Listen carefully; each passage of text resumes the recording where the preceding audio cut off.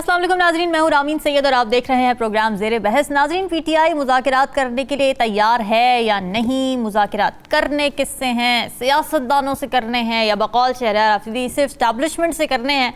ये बयानात बल्कि यूँ कह लें कि कन्फ्यूज्ड बयानात अब तक पीटीआई के दूसरे रहनुमाओं की तरफ से तो आते रहे हैं, मगर बिलाखिर बानी तहरीक इंसाफ की जानिब से भी इस पर लब कुशाई की गई है। अडियाला जेल से एक स्टेटमेंट सामने आ गई है, कुछ शराइत उनकी जानिब से रखी गई हैं जिसके तहत वो मुज़ाकरात करने को तैयार हैं। बानी पाकिस्तान तहरीक इंसाफ ने किसी भी मुमकिना मुज़ाकरात को अपनी पार्टी के चोरी किए गए मैंडेट की वापसी और बेगुनाह कैद कारकुनान की रिहाई से मुंसलिक कर दिया है। फिर उन्होंने ये भी कहा कि अपने और अपनी अहलिया के मुकदमात की समाअत करने वाले जजेस पर उनकी जानिब से जोर दिया गया कि वो गैर ज़रूरी तौर पर ताख़ीर करने के बजाय अपना फ़ैसला देने में जल्दी करें। फिर उन्होंने एक और बड़ी इंटरेस्टिंग स्टेटमेंट दी है, इस पर भी ज़रा हम तफसील से गुफ्तगू करेंगे कि बातचीत उनसे होनी चाहिए जो इस वक्त पीटीआई के सबसे बड़े मुखालिफ हैं। तो ये इशारा उनका किस तरफ है, इस पर भी बात करेंगे। हमें ज्वाइन करें सीनियर नजमुल साकिब साहब, राव खालिद साहब और साकिब बशीर हमारे साथ मौजूद है। आप सभी का बहुत शुक्रिया। नजमुल साकिब साहब, बानी पीटीआई लगता है मान गए, मगर क्या मुज़ाकरात की जो शराइत उन्होंने रखी हैं वो मानी जाएंगी? देखिए, अगर मुज़ाकरात होने हैं या कोई बातचीत होनी है या कोई मिल बैठ के फ़ैसला होना है तो उसके लिए तो तरफ़ैन होते हैं ना, दो फरीक होते हैं। इसमें तो मुझे इस वक्त ये सीधा सीधा सा खान साहब ही लग रहे हैं। अच्छा। अपनी शराइत बता रहे हैं लेकिन आगे कुछ सुनने वाला है नहीं। अभी अगर आप पिछले एक हफ्ते 10 दिन की देखें ना कार्रवाइयाँ, जी तो उसमें हमें नज़र आएगा कि हुकूमत की तरफ से कुछ रहनुमा जो हैं ख़ासतौर पे PMLN के, उन्होंने कहा कि जी हम तैयार हैं। उधर से हमने शहरी रहमान को भी सुना, इरफान सिद्दीकी साहब को भी सुना। सेनेट में उन्होंने बबांग दोहल कहा कि जी इस तरह से वो बड़ी कदावर शख्सियत हैं, हम तैयार हैं, आइए मिल बैठ के बात करते हैं। उसके बाद से पीटीआई की तरफ से बहुत सारी आवाज़ें आईं जिनका यानी निचोड़ ये था कि हम बात करेंगे उनसे जो कि मैटर करते हैं, और इशारा जाहिर है कि इस्टेब्लिशमेंट की तरफ था। फिर ये कि जी हुकूमत के साथ बात करने का क्या उसमें है, हुकूमत के पास है क्या, ये किस किस्म की हुकूमत है, इसके पास इख्तियार क्या है, वगैरह वगैरह। ये जो अभी खान साहब ने खुल के बताया है, इसमें मुझे लगा कि राग तो वही है, रागनी भी वही है, सुर और ताल भी वही है, लेकिन गुस्सा थोड़ा सा जो है ना वो कहीं से ज़्यादा हो गया। और ऐसा लगा कि जिस तरह के एक स्टेट ऑफ डेस्परेशन है जिसमें उन्होंने कहा कि ये जो है मुझे चाहिए। अब ये कि चोरी शुदा मैंडेट उनको कैसे मिलेगा? ये पीटीआई में बड़े बड़े दिमाग हैं और ख़ासतौर पे लीगल माइंड्स बहुत ज़्यादा हैं। ठीक है, क्या खान साहब को कोई ये नहीं बता रहा कि ये चोरी शुदा मैंडेट जिसकी हम बात कर रहे हैं हमें मिलना कहाँ से है? ये मैंडेट मिलना कहाँ से है? क्या अदालत से मिलना है, यानी अदालत उज़्मा से मिलना है, इस्टेब्लिशमेंट से मिलना है, हुकूमत ने देना है? हुकूमत कहेगी जी आप बिल्कुल ठीक है, कुर्सियाँ छोड़ देते हैं हम, आप जीत गए हैं। ये तो फैसला हो चुका, व्हाइट पेपर जारी किया था उसमें दो लोगों का जिक्र किया, इलेक्शन कमीशन का किया, इलेक्शन कमीशन का किया और साथ ही सुप्रीम कोर्ट का किया, ट्राइब्यूनल्स का किया कि सुप्रीम कोर्ट भी हमारी बात अभी तक नहीं सुन रहा क्योंकि अभी तक पिटीशन लगाई। ट्राइब्यूनल्स का और सुप्रीम कोर्ट का देख लीजिए, ये सारे जो वो शराइत बयान कर रहे हैं ये पूरी किसने करनी है? मुझे कोई ऐसा बंदा आगे नजर नहीं आ रहा। और जहां तक एस्टेब्लिशमेंट की बात है, याद रहे कि काफ़ी अर्सा पहले से हम ये सुनते आए हैं, इस्टेब्लिशमेंट हमारी ख़ास तौर पे जो आर्म्ड फोर्सेस हैं वो ये कह चुके जी, और बड़े हाईएस्ट पॉसिबल लेवल पे कह चुके कि हम सियासत में नहीं हैं, हमारा सियासत से कोई ताल्लुक नहीं है। तो फिर ये कौन पूरी करेगा इनकी शराइतें? और फिर इससे भी बड़ा इंपॉर्टेंट सवाल है रामीन जी, कौन की बात छोड़े, क्यों करेगा? ये वक्त है इनके अताब का, ये वक्त है इनके हिसाब किताब देने का जो 4 बरस में हुए, और खास तौर पे 9 और 10 मई को। देखिए अपस्टेयर्स पे जो खामोशी है ना, जो मुसलसल खामोशी है, वो बिल्कुल चुप करके देख रहे हैं। वो जो अपस्टेयर्स की खामोशी है वो खल रही है, उसको समझ नहीं आ रही इन यानी खासतौर पे पीटीआई के रहनुमाओं को कि ये खामोशी का मतलब क्या है। तो ये शराइत यूं समझ लीजिए कि जो कुछ आज तक हम पिछले 2-3 हफ्तों में खास तौर पे सुनते आए हैं पीटीआई से, उसको दोहराया गया है। क्या इनमें से कोई एक शर्त भी हुकूमत मानेगी, या बी टीम मानेगी हुकूमत की, या एस्टेब्लिशमेंट मानेगी? मेरा नहीं ख्याल। अब यह है कि अगले कुछ दिनों में क्या होने वाला है, थोड़ा सा जरा अंदाजा लगा के फिर बात को खत्म करता हूं मैं।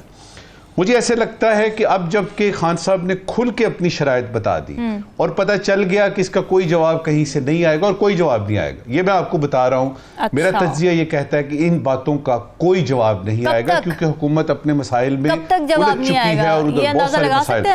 पहली बात यह है कि ये एजिटेशन की तरफ आएंगे, एजिटेशन की तरफ आएंगे, एहतजाज होगा, मौलाना से रुजू किया जाएगा और मौलाना साहब पहले ही इंदिया दे चुके हैं कि हम आ रहे हैं। अब वो गुमगू की सूरत में है तो मौलाना से रुजू दोबारा होगा, इदारों पर तनकीद बढ़ जाएगी, ट्रोलिंग बढ़ जाएगी और वो सारा कुछ जो सोशल मीडिया पे है उसमें रफ्तार में तेजी आएगी। शायद एक दो और खतूत मगरबी मीडिया में हमें नजर आए जिसमें ये हो कि जी इदारे ये कर रहे हैं, इस्टेब्लिशमेंट ये कर रही है, हमारा मैंडेट चुराया गया। अब इसकी भी समझ नहीं आ रही कि बाहर की दुनिया में कौन है जो इनकी बात सुनेगा। आपस की बात यह है, ये बताइएगा इस वक्त की आखिरी बात, मैं अभी प्रोग्राम में आने से पहले सोच रहा था कि एक वक्त था जब खान साहब अंदर थे तो उसमें लतीफ़ खोसा साहब नाम के हमारे एक बड़े नामी गिरामी वकील और बड़े सियासतदान थे। जरा बताइएगा ये आजकल कहाँ होते हैं? टॉक शोज में बैठे नजर आते हैं ऐसे कभी कभी। राव खालिद साहब ये बताएं कि चले शराइत तो आ गई, बानी तहरीक इंसाफ की तरफ से डायरेक्टली आ गई, लेकिन ये क्लैरिटी अब भी नहीं आ पाई है कि मुज़ाकिरात करने किससे हैं, एड्रेस वो किसको कर रहे हैं, और what does he mean when he says कि बातचीत उनसे होनी चाहिए जो इस वक्त पीटीआई के सबसे बड़े मुखालिफ हैं। कौन है सबसे बड़ा मुखालिफ पीटीआई का? देखिए वो ये बताएंगे। वैसे तो सियासी मुखालिफिन उनके जो हैं उनमें मुस्लिम लीग नून है, पीपल्स पार्टी है, उनके साथ तो नहीं बैठना चाहते ना वो तो आप निकाल दे लिस्ट में ही थी और जही साहब भी मुखालिफिन में ही थे। जी तो ये तो वो हैं मुखालिफिन जो नॉन मुखालिफिन है, जिनको वो मुखालिफिन समझते हैं वो मेरा ख्याल है वो शायद इस्टेब्लिशमेंट की तरफ इशारा कर रहे हैं। शायद उनका ख्याल ये हो कि जो सारे इक़दामात हुए हैं अब तक जो भी हुए हैं तो वो उनको जो ख़त्म करने के लिए वो कहते हैं किए गए हैं सारे। ठीक है, लेकिन मुझे ये संजीदा ऑफ़र मुझे नहीं पता हुकूमत की तरफ से है या नहीं है, लेकिन इनकी तरफ से कोई बहुत संजीदा ऑफ़र नहीं लग रही, क्योंकि जिस तरह से बात होती है और साथ ही जिस तरह से फिर हथौड़ा मारा जाता है। तो वो असाजा में एक थे, उनकी गज़ल है कि अटका कहीं जो आपका दिल भी मेरी तरह, रोया करेंगे आप भी पैरों इसी तरह। और उसका बड़ा सबसे जो हस्बे हाल शेर है वो ये है कि मर चुक कहीं कि तू गमे दुनिया से छूट जाए, कहते तो हैं भले की वो लेकिन बुरी तरह। बात यह है कि वो बात तो करते हैं कि जी मुज़ाकरात करेंगे, लेकिन जिस अंदाज से करते हैं उससे वो वरना वाला बीच में आ जाता है, ये करे वरना, फिर इस किस्म धमकी आमेज किस्म का उनका सारा वो होता है कि ये हो गया तो ये हो जाएगा, मेरी बेगम को कुछ हुआ तो फलां जिम्मेदार होगा। हाँ जी, तो वो नहीं, अगर आप सीरियस हों और आपको ये उम्मीद हो कि ये मुज़ाकरात होंगे, दरवाज़ा को खुल गया है, उससे आप को रास्ता निकल आएगा, तो मे भी कोई एक सैनिटी प्रिवेल करे और अच्छे तरीके से ये बात का आगाज़ हो। आपको लगता है कि खान साहब अभी सीरियस नहीं है मुज़ाकरात? लेकिन लग ये रहा है कि ना कोई उनसे ना वो किसी से करना चाहते हैं ना कोई उनसे कर रहा है। तो ये बुनियादी तौर पे बयानबाजी वाला ही चक्कर है कि किसी ना किसी तरीके से या तो सियासी तौर पे एक दूसरे को धोखा देने की कोशिश हो रही है कि ये तासुर दिया जाए हुकूमत को कि हमारे साथ भी बात साड़ी गल भी हो गई है, इस किस्म का तासुर दिया जाए, गवर्नमेंट पैनिक में रहे कि पता नहीं क्या बात हुई है, किस तरह से चलेंगे मामलात, किस तरह से आगे चीज़ें बढ़ेंगी। तो ये भी एक सूरत हाल होती है। लेकिन उनके जो गमों का मदावा है सारा पीटीआई का या जो भी उनसे रिलेटेड है वो हुकूमत तो नहीं कर सकती, क्योंकि हुकूमत के इख्तियार में वो चीज़ें नहीं है। मैंडेट का मसला हो, भले केसेस का मसला हो, बेगुनाह कारकुन जिनको वो कहते हैं वो छोड़ना हो, 9 मई के लिए जुडिशल कमीशन बनना हो, तो वो लेकिन एक हद तक उनके मुतालबात जायज़ हैं कि आप जिन लोगों के ऊपर अभी तक मुकदमात बने हुए हैं, ना चालान हुआ है, ना कोई इन्वेस्टिगेशन हुई है, साल साल से जेल के अंदर पड़े हैं और उनकी यानी कोर्ट्स में भी ये बातें सुनने में आ रही हैं, उनकी सज़ा भी शायद 1 साल ना हो उन मुकदमात की जितनी अरसा वो जेल में गुजार चुके हैं। तो उनके मामलात को कम अज़ कम हल कर लिया जाए। फिर हुकूमत ने अगर करना है तो ऑब्वियसली हुकूमत के पास सारे इख्तियारात हैं, उनको CBMs लेने होंगे, किस किस्म के CBMs गवर्नमेंट ले सकती है उनके साथ मिल के। फिर मेरा ख्याल है एंगेजमेंट गवर्नमेंट को करने की ज़रूरत पड़ेगी, जिस किस्म की आइनी तरमीम के हवाले से हुकूमत आगे जाना चाह रही है, जजेस की अपॉइंटमेंट के हवाले से शायद एज का भी उसमें ज़िक्र आए, जजों की सीनियरिटी प्रिंसिपल का भी ज़िक्र आए उसमें, आईनी तरमीम जब होगी तो वो उसमें उनको इंगेज करना पड़ेगा पीटीआई को, क्योंकि या तो जॉइंट सेशन करके एक होता है तरीकाकार जो किया जाता है आईनी तरमीम, उसमें तादाद पूरी की जाए, या फिर दूसरी अपोजिशन को इंगेज करके उनके साथ वो मामलात किए जाए। इलेक्शन कमीशन जो है उसने एक CBM किया है, वो है जो सुन्नी इत्तेहाद कौंसिल है उसको पार्टी के तौर पे तस्लीम करते हुए उनके जो अरकान हैं कौमी असम्बली में उनको वो एंटाइटल कर दिया कि आप सुन्नी इत्तेहाद कौंसिल के हैं। लेकिन पीटीआई के इलेक्शन के हवाले से फिर वही मसला है, फिर उन्होंने एतराज़ात उठा दिए हैं। तो इसका मतलब ये है कि अभी रिलीफ को पीटीआई को इलेक्शन कमीशन की तरफ से, अदालतों की तरफ से उस तरह से मिलने वाला नहीं है। ठीक है, तो अब देखें ये मुज़ाकरात कहाँ होंगे, किससे होंगे, हाँ। ये तो अभी किसी को नहीं पता, और कौन क्या उसका कोई नतीजा भी निकलेगा अगर होते हैं तो अभी तो बिल्कुल बहुत ही इनिशियल स्टेज पे हैं ये चीज़ें। ठीक है जी। साकिब, आपका भी ज़ाहिर चक्कर भी लगता रहता है अडियाला जेल का, तो क्या रीड कर रहे हैं मूड, अगर हम बानी तहरीक इंसाफ की बात करें कि वो मुज़ाकरात वाकई करना चाह रहे हैं? अगर तो वाकई करना चाह रहे हैं तो उनका रेटरिक जो उनका खासा है और जिसके साथ आवाम भी रेजोनेट करती है, लेकिन वो उनके बेनिफिट में नहीं जा रहा इस वक्त ऐसे मौके पर जबकि मुश्किलात बढ़ती जा रही हैं उनके लिए, क्या मूड है उनका? एक तो जो मुज़ाकरात के हवाले से एक ही दफ़ा खुल के उन्होंने बात की थी, बल्कि वो शायद बात ना करते। पहली दफ़ा जब जो बुशरा बीबी हैं उनकी मीडिया से जो पहली दफ़ा आमना सामना हुआ तो उसमें उन्होंने बात की थी कि जब ये अटक जेल में कैद थे तो उनको कोई ऑफर ऐसी आई थी कि वो बनी काला शिफ्ट हो जाएं और 3 साल के लिए जो है वो खामोश हो जाएं। अच्छा। तो उनके बकौल और साथ ही जो है वो बानी पीटीआई वो भी खड़े थे, उन्होंने भी कहा था कि हमने ना ऐसी कोई ऑफर ली ना लेंगे। हमने दोबारा उनसे पूछा कि क्या कोई ऐसी ऑफर आई थी, तो उन्होंने इसकी तस्दीक की थी। तो एक ही दफ़ा ऐसा हुआ है कि डायरेक्टली किसी भी तरह से कोई इस ऑफर की तस्दीक भी की गई और तस्लीम किया गया कि ये चीज़ हुई है। तो इसका मतलब ये हुआ कि बिहाइंड द सीन कहीं ना कहीं ये चीज़ें जो है वो चल ही रही होती हैं। बेशक हमें सामने जो है वो सिचुएशन जो है वो टेंस नज़र आए। अब जो मुज़ाकरात की वो बात कर रहे हैं वो घुमा फिरा के कभी जो है वो बानी पीटीआई वो जब बात करते हैं तो वो भी उसमें कन्फ्यूजन छोड़ देते हैं। उनके जो चेयरमैन है पीटीआई के या शिबली फराज हैं या बाकी रहनुमा हैं वो भी जब बात करते हैं तो कन्फ्यूजन ही छोड़ देते हैं। अब की बार जो इमरान खान साहब ने बात की उसमें उन्होंने यही कहा कि वो तो मुज़ाकरात के लिए पहले दिन से तैयार हैं और उन्होंने मुज़ाकरात की ही बात की है और मुज़ाकरात की ही इजाज़त दी है और मुज़ाकरात के लिए ही कमेटी बनाई है। लेकिन जब अली अमीन गंडापुर से मीडिया का आमना सामना होता है तो वो फिर उसी की तस्दीक कर देते हैं कि वो मुज़ाकरात पॉलिटिकल या सियासी क़यादत के साथ नहीं बल्कि दूसरी तरफ ये मुज़ाकरात की उन्होंने तस्दीक की। और फिर देखा हमने कि अभी हाल ही में रमज़ान में एक अफ्तारी पे भी वो गए, उनकी कैबिनेट गई और वहाँ पे अगरचे वो जो इंटरनल खैबर पख्तूनख्वा की सिक्योरिटी सिचुएशन पे ब्रीफिंग दी गई लेकिन उसका जो उस पर तनकीद भी हुई तो उस तनकीद को भी पीटीआई ने बहुत ज़्यादा मतलब उस पर बात नहीं की। इसका मतलब ये आप कह सकते हैं कि अगर फ्रंट पे या वो तस्लीम करें ना करें ये चीज़ें बिहाइंड द सीन चल ही रही होती हैं। लेकिन एक और बात की उन्होंने जो है वो तरदीद की है।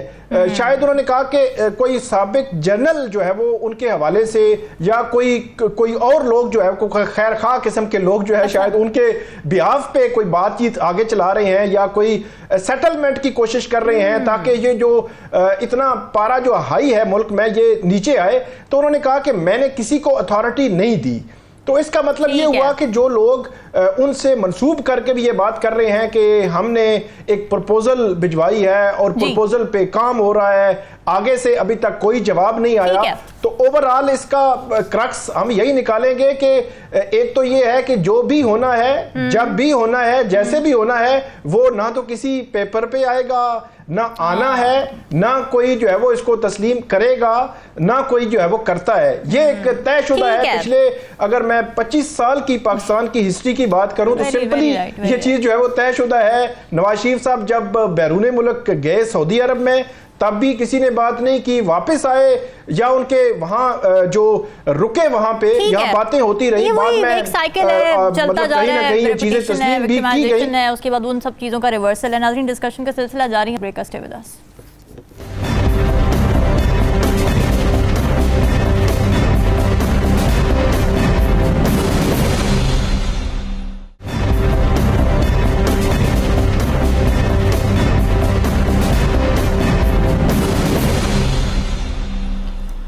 नाज़रीन, वैसे तो एक मुल्क का वज़ीर आज़म आवाम के सामने जवाबदेह होता है, मगर जहाँ मौरूसी सियासत हो वहाँ पेशियाँ फिर रिश्तेदारों के सामने लगती हैं। नवाज शरीफ ने गंदम स्कैंडल पर वज़ीर आज़म शहबाज शरीफ को तलब कर लिया है। जाती उम्र में इजलास में नून लीग के कायद ने गुफ्तगू भी की और उन्होंने कहा कि मुल्क में गंदम का बहरान जिसने पैदा किया उसको नहीं छोड़ा जाएगा।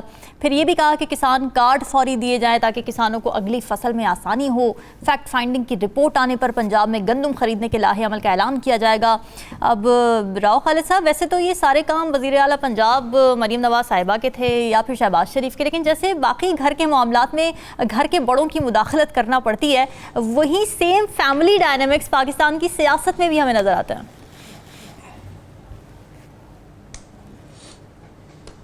मुझे लग ये रहा है कि ये गंदम का स्कैंडल तो एक बहाना है, दोनों भाइयों ने अपना अपना दुखड़ा सुनाना है। ओहो, अच्छा। जो मसाइल फेडरल गवर्नमेंट के हैं, जो मियाँ नवाज शरीफ साहब जिस तरह से सोचते हैं चीज़ों को या देखते हैं, जो हमें मुख्तलिफ उनके जो करीबी लोग हैं उनके बयानात से हमें नज़र आती हैं चीज़ें। हाँ। तो ये लग रहा है एक।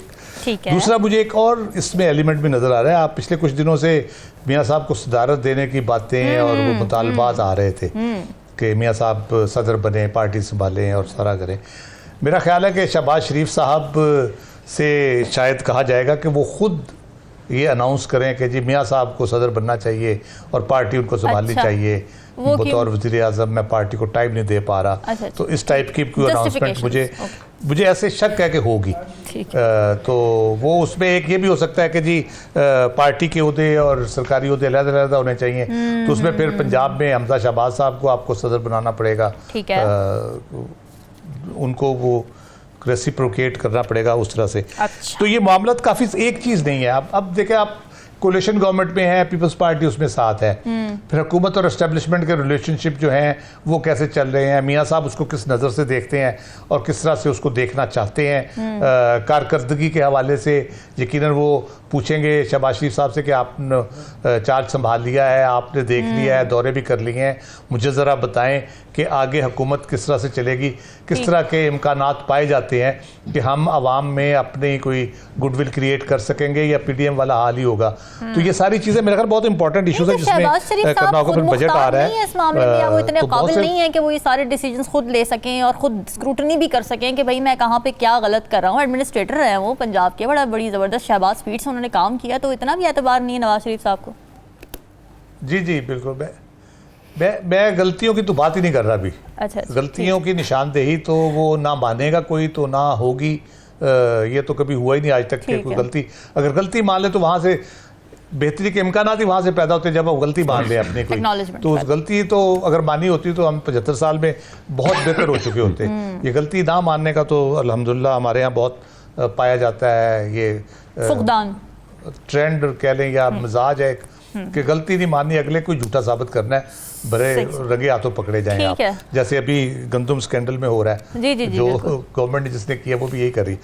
तो मैं ये बात कर रहा हूँ कि पॉलिटिकल पार्टी के तौर पे उनके जो स्टेक्स हैं वो बहुत हाई हैं। ठीक है। पंजाब में दो ही जमातें, पीटीआई है या पीएमएलएन है, और 8 फरवरी के इलेक्शन में पीएमएलएन को पता चला है कि उन्होंने अपना पॉलिटिकल कैपिटल ऑलमोस्ट खो दिया है 18 महीने की हुकूमत के बाद। तो एक जेन्युइन कंसर्न बनता है कि आगे हम फिर हुकूमत में हैं और हुकूमत कर रहे हैं, भले जो भी जिस तरह से भी मिली है, लेकिन हुकूमत में है, जिम्मेदारी तो है उनकी, और उन अकाउंटेबल भी उन्हीं को अल्टीमेटली अवाम की अदालत में जाके होना है। तो उसके लिए उनको यकीनन कंसर्न होगा, मियाँ साहब को भी होगा कि हम अगर हुकूमत बेहतर तरीके से चला सकते हैं, हमें कुछ अच्छा फ़ायदा हो सकता है, कुछ पॉजिटिव चीज़ें आ सकती हैं तो हम चलें, वरना फिर हम भी कह दें अच्छा जी किसी और को दे दें, हमसे तो नहीं चल रही। ठीक है, तो ये यकीनन बहुत इंपॉर्टेंट चीज़ें हैं, इस पे डिसाइड करना बहुत ज़रूरी है। बिल्कुल ठीक है, आपको पॉइंट आ गया। नजमुल साकिब साहब, एक तो इस बात पे कमेंट कर दीजिए कि बड़े भाई के सामने पेशी क्यों हो रही है, जो कि वज़ीर आज़म शहबाज शरीफ साहब हैं। तो दूसरा ये कि अभी गंदम दरामद स्कैंडल का जो मामला है उसमें काकड़ साहब को बुला लिया गया है। अब काकड़ साहब की ये स्टेटमेंट भी ऑन रिकॉर्ड आ चुकी है कि वज़ीर आज़म का तो काम ही नहीं है कि गंदम की पैदावार को वो चेक करे, तो is he going to come out clean? सबसे पहले तो काकड़ साहब की बात कर लेते हैं। उनका जो मुकालमा हनीफ अब्बासी साहब के साथ हमारे सामने आया है, वो तकलीफ़ की बात है, दुख होता है। अब देखना ये है कि चंद दिनों में पता चल जाएगा कि काकड़ साहब को कहाँ से ये फराब, यानी यूँ समझिए कि चुटकी भरी जा रही है उनकी। असल सवाल जो आपका ये है ना, वो ये है कि क्यों ज़रूरत पेश आ गई नवाज शरीफ साहब को ये कहने की कि आप तशरीफ़ लाइए छोटे भाईजान, आप होंगे प्राइम मिनिस्टर, अपने प्राइम मिनिस्टर हाउस में आप ज़रा तशरीफ़ लाएं। देखिए, पाकिस्तान को नवाजा ना जा सका, पाकिस्तान को शहबाजा गया, ये तो आपको पता है। अब ये है कि जो उनके लोग हैं उनके तई ये है कि असल में तो पाकिस्तान को नवाजना था, शहबाजना तो हमारे प्रोग्राम में नहीं था। अब जो हो गया है, अब क्या किया जाए? चार बातें इसमें क्विकली बताऊंगा कि क्यों इस वक्त ज़रूरत पड़ रही है कि यानी शहबाज शरीफ साहब जो हैं वो ठीक है प्राइम मिनिस्टर हैं, लेकिन उनको इस तरीके से ट्रीट किया जाए और बताया जाए कि सदर असल में पार्टी के ये हैं। सबसे पहली बात आती है स्ट्रेटेजिक लेवल पे, ठीक है। और उससे भी पहले ये बताना चाहूंगा कि नवाज शरीफ साहब को आप कभी भी लाइटली ना लीजिएगा, अंडर एस्टिमेट ना कीजिएगा। वो शक्ल से बड़े भोले भाले नजर आते हैं, लेकिन वो बहुत जीरक हैं, बड़े काइयां हैं, बड़े जबरदस्त किस्म के सियासतदान हैं, और फिर 3 दफा प्राइम मिनिस्टर बनने का जो तजुर्बा उनके पास है। इस वक्त जो सबसे बड़ी बात स्ट्रेटेजिक लेवल पे है वो ये है कि नून लीग की खोई हुई साख वापस लानी है, ये स्ट्रेटजी है। उसमें टैक्टिकल मूव ये है कि वोटर्स खुसूसन किसानों को ये बताया जाए कि देखो असल ताकत का सरचश्मा जो है वो नवाज शरीफ है, शहबाज शरीफ नहीं है। और शहबाज शरीफ का जो बयानिया है, यानी तीसरा एलिमेंट, शहबाज शरीफ का जो बयानिया है वो हुकूमत का बयानिया है, वो नून का बयानिया नहीं है। सबको बताया जाए कि ताकत का सरचश्मा नवाज शरीफ है। मौजूदा हुकूमत के बयानिए और नून के बयानिए में तफरीक करना मकसूद है कि इस वक्त की हुकूमत और जो नून का है बयानिया वो मुख्तलिफ है। ये चार चीजें अगर आप इसको गोल दायरे में रख के यानी करेंगे तो आपको समझ आ जाएगी कि क्यों नवाज शरीफ साहब को प्रेसिडेंट बनाने की जरूरत पेश आ गई, और क्यों इनको, वो जिस तरह नहीं होता छोटे बच्चे को कान से पकड़ के आप कहते इधर आओ भाई, ये करो वो करो। तो मैं फिर से कहूंगा कि पाकिस्तान को नवाजा ना जा सका, जिसकी वजह से ये सारी जो है ना खकेड़ शुरू हुई, पाकिस्तान को शहबाजा गया। यहां तक हुआ कि शहबाज शरीफ साहब खुद भी थोड़े थोड़े शर्मिंदा से हैं कि भाई मैं इधर हूं और भाई साहब जो एक शेर पे इसको मुंतज करते हैं, जो कि सूरत हाल नून की है और जो नवाज शरीफ साहब की है या उनके साथ जो बैठे हुए साहिबान हैं उनकी है जी। वो कोई और नहीं, मैं था मुकाबिल अपने। वो कोई और नहीं, मैं था मुकाबिल अपने। जीत कर आंख खुली, होश में आया तो खुला। यानी ये यूं समझिए कि जीत कर भी समझ नहीं आ रही भी जीते भी हैं कि नहीं। और बॉटम लाइन वही है कि अगले इलेक्शन तक इस नून लीग को उस जगह पे लेके आना है, वरना तो जो लाले पड़ गए थे उस रात के नवाज शरीफ साहब, सुनने में ये आया कि अपने हल्के में हार रहे हैं। नहीं, वो तो ठीक है, उनको लेकर आना है वहां पर, सूरत हाल को हमेशा पस मंजर में रखिएगा। बढ़नी चाहिए ना, कारकर्दगी पर आ जाना चाहिए, कारकर्दगी दिखाने का थोड़ा टाइम भी दे देना चाहिए। अब बयानियों से तो बात आगे नहीं निकलनी चाहिए। कारकर्दगी दिखाने के लिए तो रामीन नवाज, ये आप देखिए पिछले अगर सिर्फ 4 दिन को देख लेना तो देखें कितनी उलट पलट हुई है ब्यूरोक्रेसी में। जी जी जी जी। आज का बयान देख लीजिए, क्योंकि कारकर्दगी नून लीग के नजदीक, खासतौर पर शहबाज शरीफ के नजदीक ये है कि मैंने इसको निकाल दिया, इसको निकाल दिया, इसकी जगह ये लगा दिया, उसकी जगह ये लगा दिया। आनिया जानिया, वो एक लतीफा भी है इस सिलसिले में कि आनिया जानिया देखो, सही है। असली कारकर्दगी दिखाने का वक्त जो है वो गुजर चुका है, काफी दिन गुजर गए, काफी हफ्ते गुजर गए हैं। सवाल ये है कि क्या शहबाज शरीफ साहब की जो अपनी हुकूमत है, क्या उनको अपनी लेजिटिमेसी पे खुद भी एतबार है कि नहीं? बड़ा तो कारकर्दगी तो आती है बात। ठीक हो गया, बिल्कुल ठीक है। साकिब, अब इस पे भी आप कमेंट कीजिएगा, इस सवाल पे भी जो मैंने रखा है सबके आगे। लेकिन साथ ही है कि किसानों की तरफ से एहतजाजी कैंप लगा दिया गया है, धरने की भी ज़ाहिर धमकियाँ दे रहे हैं वो कि अगर हमारी नहीं माने गए मुतालबात, मामला नहीं हल हुआ तो फिर हम धरना देंगे वज़ीर आला हाउस के सामने। ये मामला आप एस्केलेट करता देख रहे हैं? जी बिल्कुल, ये मामला जो है वो जैसे जैसे आगे बढ़ रहा है, बड़े बड़े इंकशाफात भी हो रहे हैं और बड़े बड़े नाम, बड़े चेहरे जो है वो सामने आ रहे हैं। इसमें शाहिद खाकान अब्बासी जो साबिक वज़ीर आज़म है वो उन्होंने कल एक बड़ी अहम बात की है, उसको भी मेरा ख्याल है देखा जाए तो फिर सूरत हाल किसी और तरफ चल पड़ेगी। वो कहते हैं कि जो इक़्तिसादी राब्ता कमेटी की जो मीटिंग थी उसको जुलाई 2023 में चेयर कर रहे थे।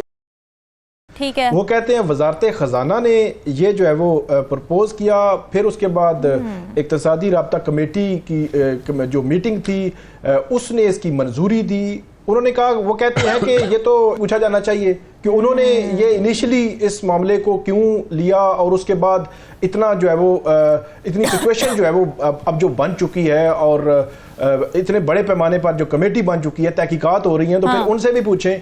तो ये एक जो है वो एलिमेंट है। दूसरी तरफ जो नून लीग की जो है हुकूमत है या नवाज शरीफ साहब हैं, वो उनके हवाले से ये खबर आ रही है कि उनको ऐसे लगता है कि शायद जो पंजाब हुकूमत है, पंजाब हुकूमत अभी 2 माह हुए हैं बने हुए, तो उनके खिलाफ शायद कोई साजिश हो रही है। तो साजिश इस तरह के जो किया धरा था निगरान हुकूमत का, अगर उन्होंने वो गंदम दरामदगी की इजाजत ना दी होती, वो दरामद ना की होती, तो आज वो समझते हैं कि वो जो है वो उस किसान से वो गंदम जो है वो ले लेते, उठा लेते। जो किसान आज लाहौर की सड़कों पर धरने की जो है वो तैयारी कर रहा है, एहतजाज कर रहा है, इस हुकूमत के खिलाफ बोल रहा है, फिर वो ये भी समझते हैं कि जो जिस वजह से जो उनकी जो पॉपुलैरिटी लेवल है बहुत लो था, 8 फरवरी के जो इलेक्शंस हैं उनके एक्चुअल जो रिजल्ट्स हैं उनमें वो जो नजर आया है, जो गम गुस्सा था आवाम का, अगर वो 2 माह की हुकूमत के बाद भी वो गम गुस्सा और बढ़ेगा जब आप डायरेक्टली उससे हिट होगा वो बंदा जो आम आदमी है, आम जो किसान है, वो अगर हिट होगा तो उनकी हुकूमत के खिलाफ तो वो जो बयानिया है नवाज शरीफ साहब बतौर सदर या एक बयानिए में तब्दीली की कोशिश कर रहे हैं, उसको जो है वो नुकसान होगा। तो ऐसे लगता है कि जो मुस्लिम लीग नून के अंदरूनी हलके हैं या नवाज शरीफ साहब के कैंप के हैं, वो ये समझते हैं कि इनको फिक्स किया जाए। और वो जो निगरान सेटअप है डेफिनेटली उनको फिक्स किया जाएगा। और आज की अभी जब हम बात कर रहे हैं, इस वक्त भी कमेटी की मीटिंग चल रही है। कमेटी जो है वो मुख्तलिफ लोगों को बुलाकर उनसे जो है वो पूछकर जो है वो कर रही है, क्योंकि पीर के रोज उन्होंने रिपोर्ट जो है वो देनी है। फिर नवाज शरीफ साहब भी इसको देखेंगे कि इसको कैसे वो अंजाम तक पहुंचाना है। एक और बात बड़ी इंपॉर्टेंट है, मेरा ख्याल है उसको भी इग्नोर नहीं करना चाहिए। जल्दी से क्विकली बता दीजिए, मैंने ब्रेक पे जाना जी। सिर्फ एक चीज के जो अनवारुल्लाह काकड़ साहब हैं वो पहले वज़ीर आज़म थे, फिर जिस तरह वो निगरान वज़ीर आज़म बने थे वो भी सबने देखा। वो शहबाज शरीफ साहब की वो कोई चॉइस नहीं थे, ऐसा लगता है, ना ही उस वक्त के राजा रियाज की चॉइस थे। तो अब जब वो जैसे ही हटे हैं तो वो उनको सेनेटरशिप भी मिल गई है, फिर वो आगे वजारत खारजा, चेयरमैन सेनेट, इस तरह की बातें उनको फिक्स करना जो है वो मुश्किलात भी पैदा कर सकता है इस हुकूमत के लिए। अब ये देखना है कि क्या उनको और उनकी कैबिनेट में लोग जो इसमें किसी ना किसी तरह मुलाविस हैं उनको फिक्स किया जा सकेगा। आखिरी बात ये है कि ये ज्यादा तशवीशनाक बात है कि शहबाज शरीफ साहब की हुकूमत आई है तो उसके बाद भी वो जो है वो गंदम दरामदगी जो है वो जारी रही है और उनको लाइलम रखा गया है या उन्होंने खुद इग्नोर किया किया है, ये भी चीज जो है वो देखने वाली है। तो फिर जो कहते हैं कि जो सेक्रेटरीज हैं उन्होंने उनको लाइलम रखा, उनको बताया नहीं, इस हवाले से आगाह नहीं किया। लेकिन बहरहाल ये तो सवालिया निशान आएगा कि आपकी हुकूमत पर पहले ही ये एतराज आता है कि पहले तो हटा इख्तियार नहीं है। तो अगर आपको लाइलम भी रखा जाएगा तो फिर कैसे चीजें आगे बढ़ेंगी? जाहिर है ये आपके कंट्रोल में होना चाहिए, और जो भी है, चाहे वो आपकी अपनी हुकूमत का पार्ट है, चाहे वो आपके खानदान का पार्ट है, उसको कटहरे में लेकर आना बहुत जरूरी है। नाज़रीन, डिस्कशन का सिलसिला जारी है, वक्त तक ब्रेक का स्टे विद अस।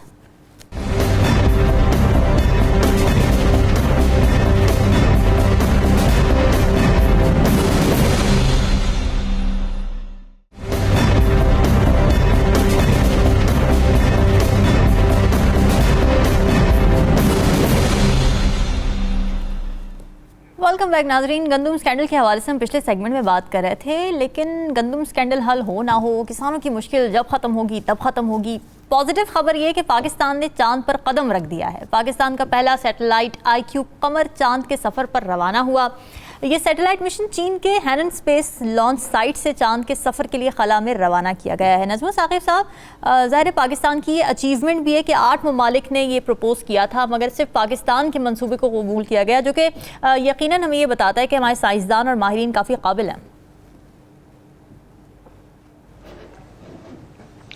देखिए, सबसे पहले तो वो तमाम ख़वातीनों हज़रात जो ये कहने में अब्बासे तो हक़ में जानिब हैं कि किचन में जो है वो खाने को नहीं है, चूल्हा नहीं जल रहा, और आप ड्राइंग रूम में क्रिस्टल का पीस लेके आ गए हैं, यानी इधर यानी गंदम की सपोर्ट प्राइस के पैसे नहीं हैं, और आप खला में जो है वो चांद पे भेज रहे हैं उसका। उनके लिए ये गुजारिश है कि ये सारे का सारा जो हिसाब किताब है, जो ये 6 महीने का प्रोग्राम है जो 3 मई को शुरू हुआ, ये सैटेलाइट और चैंग E6 की जो आपने बात की है चाइना की, इसमें पाकिस्तान का एक पैसा भी नहीं लगा। अच्छा, पहली बात तो ये क्लियर होनी चाहिए। और वो जो आपने बताया ना 6 मुल्कों का, वो एशिया पैसिफिक ग्रुप है।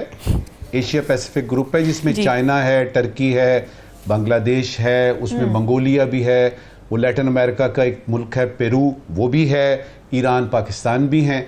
तो उसमें पाकिस्तान का प्रपोजल जो है, चीन ने बताया कुछ अर्सा पहले कि जी ये जगह बनती है, आप में से जो इंटरेस्टेड है वो आए, उसका एक सैटेलाइट बीच में जो है वो दुमची के तौर पे लगा देंगे। अच्छा, और उसमें खुशी की बात ये है, हमें पता था हमारे पास सुपार्को है, हमारे पास इंस्टीट्यूट ऑफ स्पेस टेक्नोलॉजी भी है, लेकिन ये पूरे का पूरा प्रपोजल पाकिस्तान का अप्रूव होता है। और इसमें चूंकि फ्री ऑफ कॉस्ट था, इसलिए ये कहना कि जी एक तरफ आपके पास खाने को पैसे नहीं है, ऊपर आप भेज रहे हैं, इसका जो है पैसों से कोई ताल्लुक नहीं।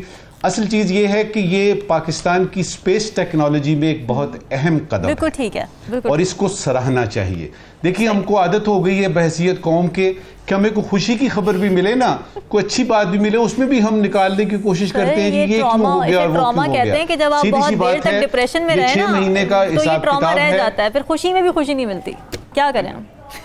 नहीं, मैं उस ग्रुप में से हूँ। अच्छा। जिसको ये पता है कि शाम आती है तो रात आती है, रात आती है तो सुबह आती ये है, पॉजिटिव बात। सूरज ने निकलना ही है। तो उसमें मुझे जब मैं ये देखता हूँ कि चांद के उस तरफ से अब पाकिस्तान के भी इमेजेस जो हैं वो हम बताएंगे कि देखिए जी पाकिस्तान के सैटेलाइट से ये इमेजेस आए हैं, और उसके बाद पाकिस्तान इस वक्त एज वी स्पीक 6ठे नंबर पे आ गया है स्पेस टेक्नोलॉजी में, जो कि हमने भेजा, जो कि तमाम यानी जिसमें रूस आता है, जिसमें यानी अमेरिका वगैरह, ये वो अच्छा पहलू तो हमने बता दिया। इसमें दूसरा पहलू ये है कि इस तरह की चीजें जब होती हैं तो उसको तनकीद में लिया जाए, कि उसकी तायीद की जाए और उस पर खुशी मनाई जाए। मेरे ख्याल में अगर कोई मौका मिलता है हमें कि रोज़ों के बाद ईद आई जाती है तो मना लेनी चाहिए। और जहां तक बाकी मसाइल हैं, क्या पाकिस्तान के स्पेस में जाने से, पाकिस्तान के सैटेलाइट का चांद की तरफ जाने से क्या मईशत बहाल हो जाएगी? बिल्कुल नहीं होगी। क्या यहाँ की सियासी बेयकीनी ख़त्म हो जाएगी? बिल्कुल नहीं होगी। लेकिन ये है कि दुनिया जो अक़वाम आलम है उसमें कम से कम ये तो पता लगेगा ना कि पाकिस्तान ने एक प्रपोजल दिया, चाइना ने आपकी जो है वो हिम्मत अफजाई की, और चाइना ने हमेशा की तरह से बताया। सिर्फ एक बात आखिरी बात इस वक्त की, कि हम जरा थोड़ा सा देखें कि हर चीज में हम चाइना पे ही क्यों रिलाय करते हैं।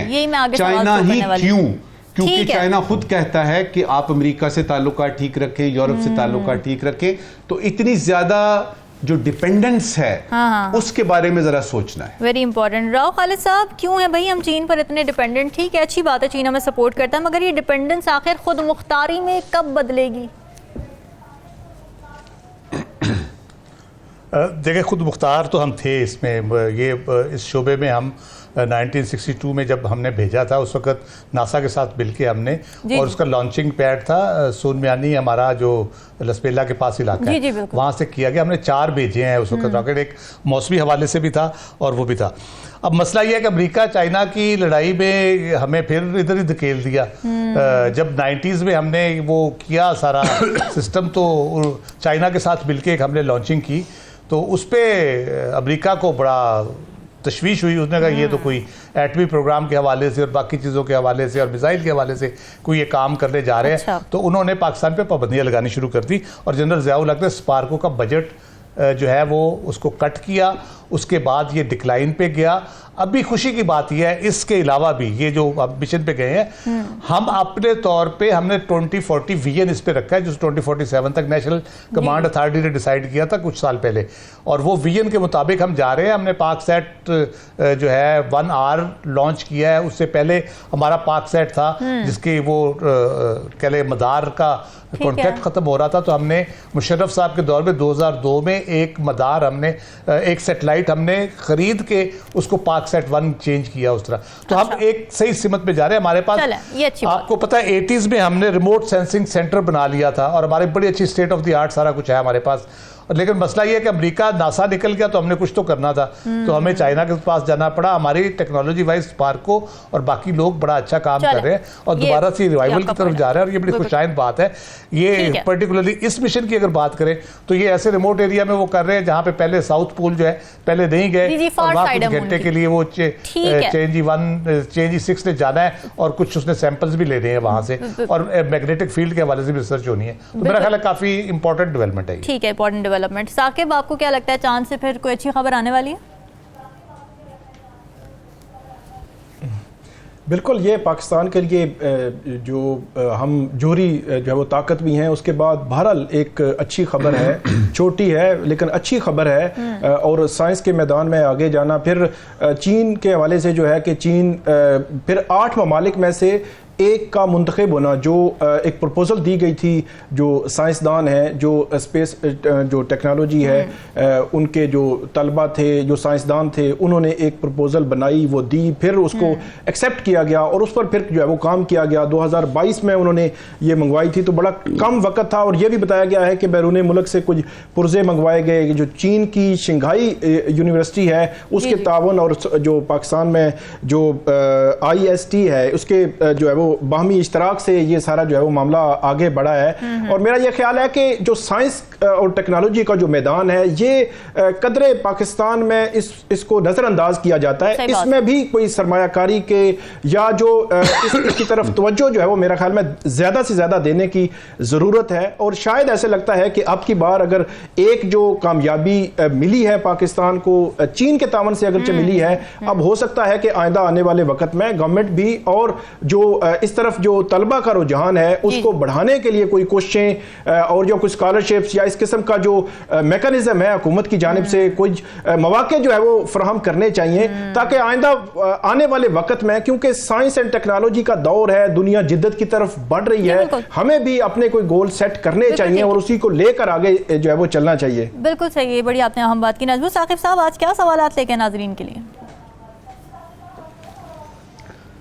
शुक्रिया रामीन। ज़रूरी सवाल और एक गैर ज़रूरी सवाल। ज़रूरी सवाल, देखिए, जब हुकूमत बदलती है ना पाकिस्तान में, इस्लामाबाद में, तो अगले ही दिन एक साइफर मैसेज जाता है तमाम उन सफरा को जो कॉन्ट्रैक्ट पे होते हैं कि भाई आप वापसी फ्लाइट पे आ जाइए। जी। ज़रूरी सवाल ये है कि मोहतरम शहबाज शरीफ साहब की हुकूमत ने इस सिलसिले में कोई फैसला किया है कि नहीं? अच्छा। या फिर पिछली हुकूमत के तैनात शुदा सफरा जो हैं वो अपनी उन पुरानी तनख्वाहों पर ही गुजारा करते रहेंगे? बड़ा अहम सवाल है। आज का गैर जरूरी सवाल जी। मुल्की पेश मंजर में लफ्ज मदाखलत बहुत अहम अहमियत इख्तियार कर गया है। कोई कह रहा है हमारे काम में मदाखलत बंद करो, कोई कह रहा है सियासत में मदाखलत बंद करो। गैर ज़रूरी सवाल ये है कि हम मदाखलत करने वालों को मदाखलत करने क्यों देते हैं? बड़ा अच्छा सवाल है नाज़रीन। ये सवालात आपके लिए छोड़ के जा रहे हैं। इजाज़त, अल्लाह हाफ़िज़।